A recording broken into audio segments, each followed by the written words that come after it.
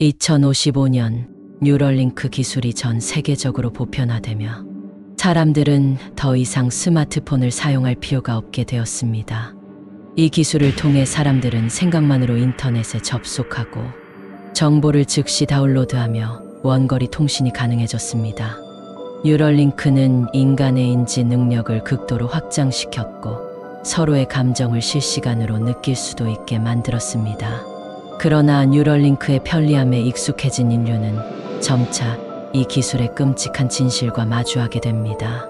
첫 번째 진실, 개인의 자유와 사생활의 상실. 뉴럴링크가 상용화되면서 모든 사람은 실시간으로 데이터를 송수신하는 네트워크에 연결되어 살아가게 되었습니다. 사람들은 이 네트워크 안에서 원하는 정보를 즉각적으로 얻고 생각만으로 업무를 처리하며 감정과 느낌까지도 즉시 공유할 수 있었습니다. 그러나 모든 활동이 네트워크에 기록되고 저장되면서 점차 사생활은 사라지기 시작했습니다.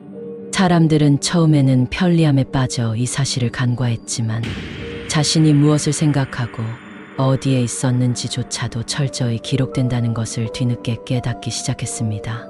정부와 대기업은 이러한 기록을 통해 사람들의 행동을 통제하기 시작했고 사람들은 자신의 생각마저 자유롭게 할 수 없게 되었습니다.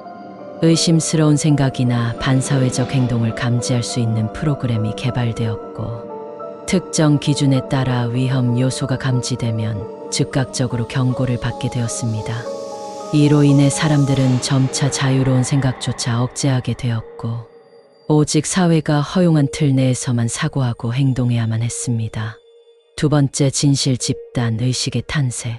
뉴럴링크 네트워크는 사람들을 하나의 거대한 집단 의식으로 묶어버렸습니다. 모든 사람은 서로의 감정과 생각을 실시간으로 공유할 수 있었고 이로 인해 공감대는 극도로 높아졌지만 동시에 개인성은 희미해졌습니다. 특히 사람들이 한 가지 의견에 동조하면 그 의견이 마치 거대한 파도처럼 퍼져나갔고 반대 의견을 가진 사람들은 강하게 고립되고 배척되었습니다. 집단 의식은 더 강력해져 사람들이 다수의 생각에 반대할 수 없는 분위기가 형성되었고 개개인의 개성이나 자율성이 점점 사라져갔습니다. 이로 인해 한 사람의 강렬한 감정이 네트워크 전체에 전염되기도 했습니다. 분노나 두려움이 네트워크에 퍼지면 순식간에 수백만, 수천만 명이 같은 감정을 느끼며 폭력적인 행동을 하거나 자신을 해치는 경우도 발생했습니다. 사람들은 자신도 모르게 집단의 감정에 휘말려 자신이 왜 그런 행동을 하는지조차 이해하지 못했습니다. 세 번째 진실, 감정과 기억의 조작. 뉴럴링크를 통해 사람들은 자신의 기억과 감정조차 조작될 수 있다는 끔찍한 사실을 알게 되었습니다. 초기에는 심리치료나 트라우마 치료를 위한 목적으로 감정과 기억을 수정하는 기술이 사용되었으나 점차 정부와 기업들은 이를 악용하기 시작했습니다. 사람들은 매일 밤 잠들 때마다 자신의 기억이 검열되고 불편한 기억은 삭제되거나 바뀌어 버렸습니다. 어떤 이들은 자신의 신념과 성격조차 변경되었고 자신이 진짜 누구였는지조차 혼란스러워하게 되었습니다. 정부는 이를 통해 불온한 생각이나 반정부적인 태도를 조기에 억제하고 기업은 이를 마케팅과 소비 습관에 이용했습니다. 사람들은 자신의 기억 속에서 특정 제품에 대한 호감을 느끼도록 프로그램되었고 과거의 사건들도 자신도 모르게 왜곡되어 기억되었습니다. 네 번째 진실, 사후 영혼의 생성과 착취.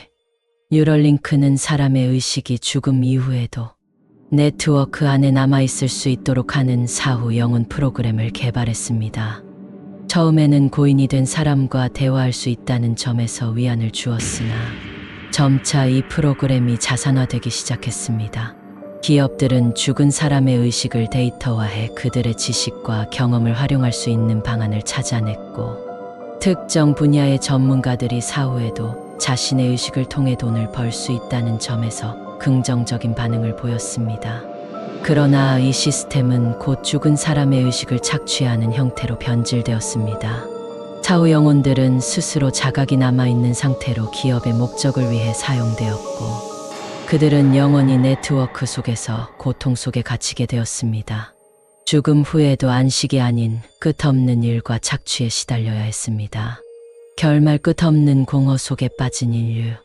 뉴럴링크는 인간의 삶을 극도로 효율적이고 편리하게 만들었지만 사람들은 점차 진정한 의미의 자아를 잃어갔습니다.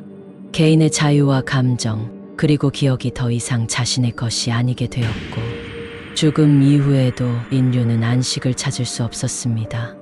사람들은 자신이 누구인지조차 잊어버린 채 네트워크 속에서 영원히 살아가야 하는 운명에 갇히고 만 것입니다. 마침내 인류는 자신들이 창조한 기술로 인해 진정한 삶의 의미를 잃어버리고 그저 무한한 정보의 흐름 속에 갇힌 유령이 되어버렸습니다.